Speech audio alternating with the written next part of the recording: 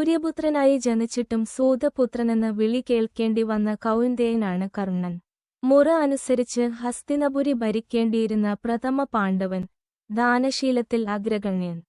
തന്നെ അപമാനത്തിൽ നിന്നു രക്ഷിച്ച ദുര്യോധനനോടുള്ള സൗഹൃദത്താൽ പാണ്ഡവർ സ്വസഹോദരങ്ങളെന്ന കാര്യം മറന്ന് അർജുന നിഗ്രഹത്തിനായി തപം ചെയ്ത രാധേയൻ.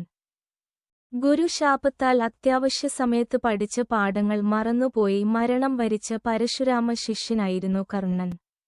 മഹാഭാരതത്തിലെ ഉജ്ജ്വല കഥാപാത്രങ്ങളിൽ ഒന്നാം സ്ഥാനത്തിനർഹനായ കർണന്റെ കഥ. കുന്തിഭോജരാജാവിന്റെ വളർത്തുപുത്രിയായ കുന്തിദേവിയുടെ മൂത്തപുത്രനാണ് കർണൻ. ഒരിക്കൽ ഭോജരാജന്റെ കൊട്ടാരത്തിൽ എഴുന്നള്ളിയ ദുർവാസാവ് മഹർഷിയെ പരിചരിച്ചതിൽ സന്തുഷ്ടനായ അദ്ദേഹം കുന്തിക്ക് 5 വിശിഷ്ട പുത്രസിദ്ധി മന്ത്രങ്ങൾ ഉപദേശിച്ചു കൊടുത്തു. പ്രായത്തിന്റെ ആകാംക്ഷ കാരണം കുന്തി ഈ മന്ത്രം പരീക്ഷിച്ചു